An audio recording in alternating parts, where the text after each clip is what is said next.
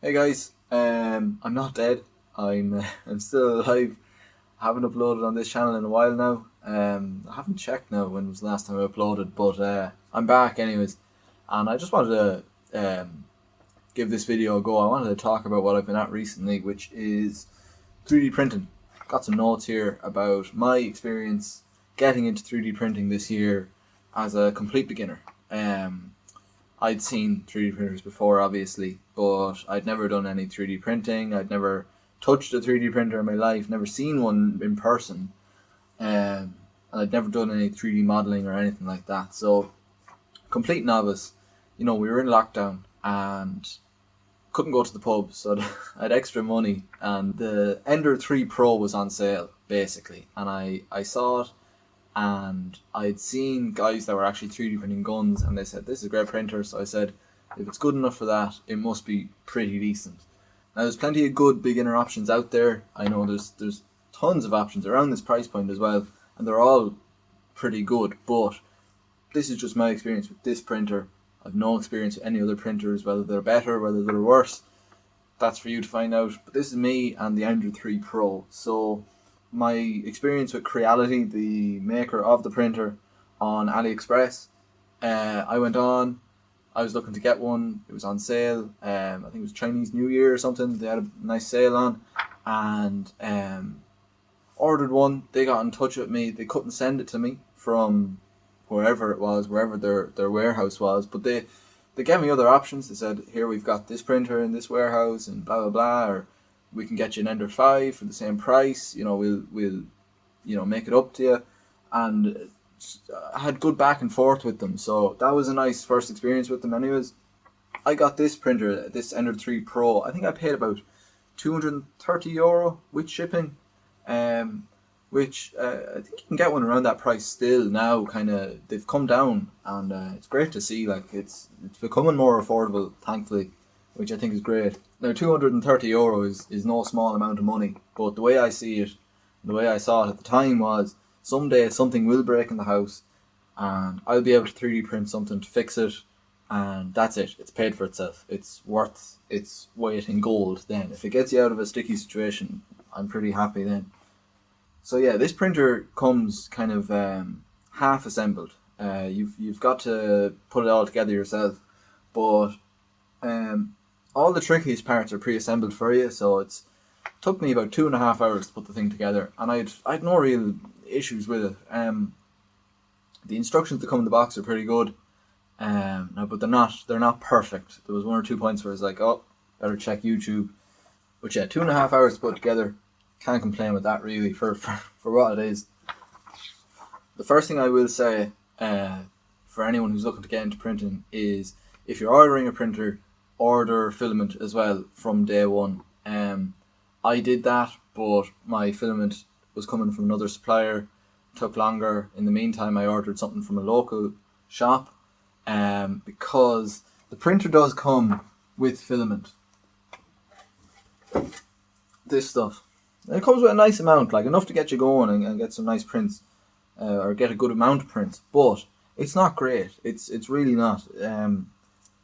I see it as it's there just so you can test the printer, make sure it's working, and you're not wasting good filament. But I printed stuff with this filament. I thought this is great, and then as soon as I got some proper off the shelf filament, I said, okay, now I can really see the quality you can get from this printer with some actual off the shelf nice brand filament. Filament's not expensive either, for what you're getting from it. Okay, first of all, before I start ranting and raving about all the lovely things about the printer, I will get the one thing out of the way, which I'd say I underestimated at first, is leveling the bed. This printer does not have automatic bed leveling stock.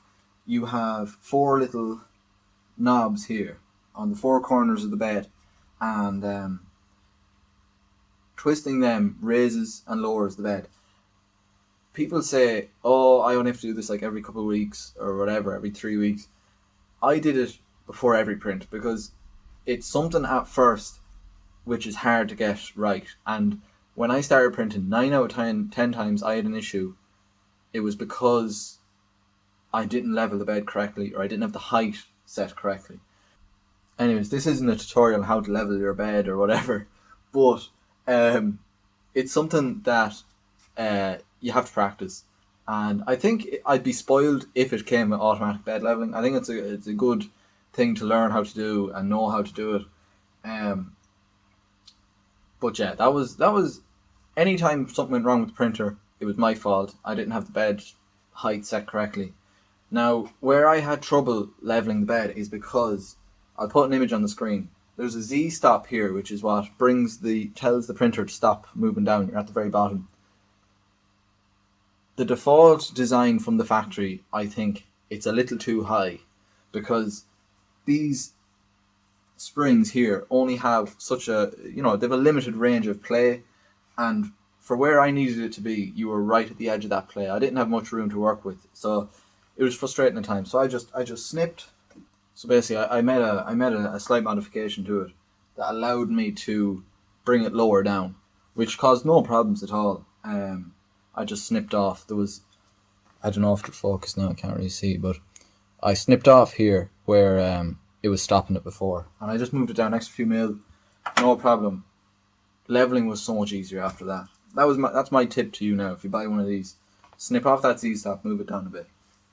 First thing I did with this printer that absolutely changed it for me was Octoprint running on a Raspberry Pi. If you have a Raspberry Pi sitting around, I highly recommend you use it. All I do is connect the Raspberry Pi with this micro USB into the front of the printer, and it allows me to send prints to it over the network like you would with your regular paper printer from anywhere in the house. I have a webcam here where I can be sitting upstairs in the room and keeping an eye on the print, make sure nothing's going wrong. Of course, it'll notify me when the print's finished. I don't have to check it every half an hour. Is it done? Is it done? How's she looking? There's even there's plugins. A great one I use is called the Spaghetti Detective, and it uses machine learning from your camera to determine itself, is the print going okay? Is it looking wrong? Has the thing caught fire? And if it really thinks something's gone wrong, it can even stop the print for you, which can save filament wasted. It can save damage in the printer, the whole lot. So that's a great thing. Octoprint on the Raspberry Pi is a great thing, and I highly recommend it. Even if you don't have a Raspberry Pi sitting around, I think it's well worth it. For how much a Raspberry Pi costs, and you can 3D print a case for the Raspberry Pi. So yeah, and that's another thing about it, is that running Octoprint on a Pi, if you say, oh, I've messed it up, oh, I don't trust it, or whatever, you're not modifying the printer. So if you want to stop using it, just unplug it and don't use it anymore. You're not modifying the firmware, you're not touching the printer really. So if you are trying to justify spending the money on a printer, you want one, okay, they're cool, yeah, but it really helps if you have another hobby to supplement with the 3D printing. I'm into airsoft, and I saw straight away there was so many designs that complemented that. Like, I have this. So I have this pistol and this ring pull on the back. That's 3D printed. You can buy this off the shelf from a website, and they're not expensive, but still they cost money. You have to get them shipped. Can you imagine a courier driving to my house to bring me this little, and it is plastic what comes when you buy it off the shelf. Can you imagine that? Like, I'm no global warming expert. If you can print it yourself, a lot of the time, you're better off than ordering it off the shelf. Money aside, it's better for the environment. And you're printing in PLA, it's recycled material. Now, once again, I'm no expert, but the napkin maths in my head, they make sense. Why should I buy one when I can just print that, 2 hours, done. And okay, so the first modification I made to the printer to improve it, you probably won't see it from this angle, but I'll have a B-roll shot, is this BL Touch unit. And it's a great addition to the Ender 3 Pro or Ender 3 or Ender 5 or whatever. wasn't seamless. Now, when you get the Ender 3 Pro, it means it has the updated board, same as the Ender 5, which has a native plug for the BL Touch. You have to do no modification really, and it has the bootloader on it, so you can update the firmware really easily. Not like the base Ender 3 where you have to go through hoops just to get it updated. I installed the BL Touch, and it's had some quirks where, once again, I'll get a close-up shot for you, but once every 7 prints or so, when she probes the bed for leveling, this is for automatic bed leveling, it will fail. And most of the time when it fails, it just stops and asks me to reset the printer, and that's fine. But I've had 3 occasions where the initial probe to find the bed in the first place has failed, and instead of stopping, it just stays going down, down, down until the 200-degree nozzle drives into the bed and doesn't stop. So luckily, I like to keep an eye on it, especially when it's starting, just for safety and for things like this. So just pull the power and manually move it up. But it has resulted in, and you'll see it, a small hole in the bed material. Now I'll show you.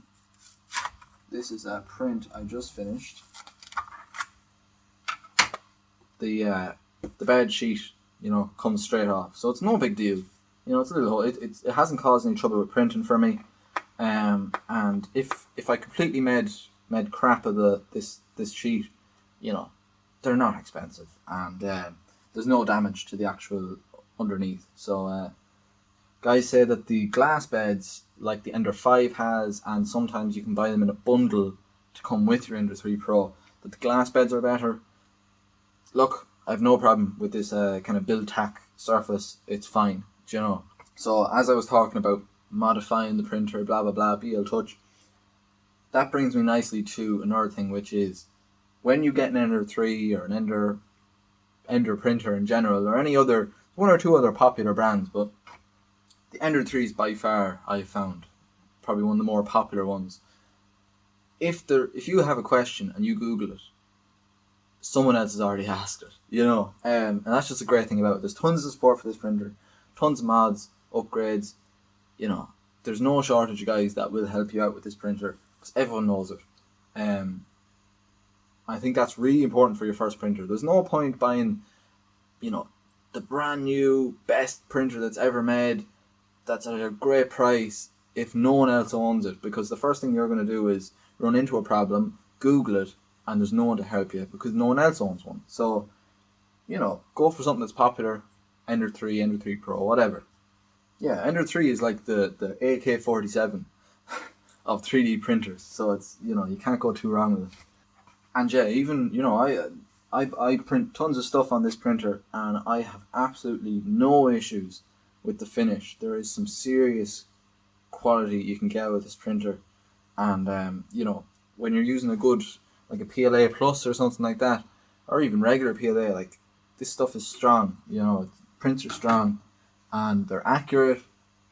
I can print 10 of the same thing, and they come out the same every time. There's very little, tolerances in it. Something I recommend if you're like me and you had issues. Some guys say glue stick is good. I use hairspray for sticking to the bed. Sometimes you'll print something, and as it prints, you'll often see it in the first layer, so you can stop it before you waste your time. But it just doesn't stick to the bed on the first layer. Give it a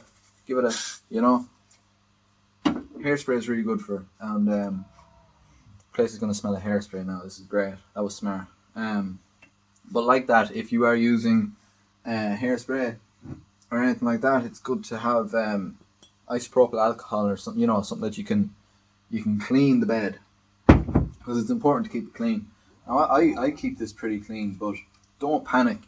You'll see tarnishing or whatever, but it doesn't cause an issue. It's just surface level marks, like. But yeah, this printer has worked really well for me. I've even gotten into designing parts in 3D. I use Fusion 360, and I've made parts to fix trailers, pressure washers, blow torches. It's great. I'm using it to actually fix things. It has a practical purpose, not just for making crap. Uh, that's about it, really. I just wanted to kind of. I didn't want to leave the channel to die, and this has kind of been my interest recently. And I wanted to share it with you, the people who are already subscribed, and also if anyone else wants to subscribe, I'll probably upload a bit more about 3D printing in the future. I've got a few bigger projects I've already printed, and I kind of want to showcase them as well.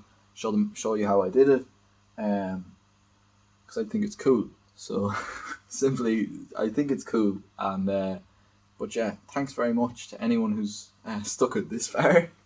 It's been a long time since I even recorded voiceover, and I don't think I've ever.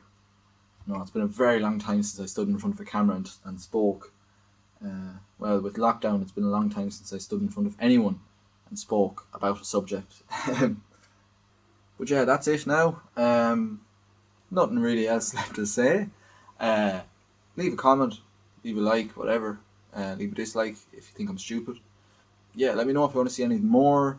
Let me know if you don't want to see any more, if you think I should not ever talk about this ever again. That's fair too. But yeah, thanks very much, and cheers, guys.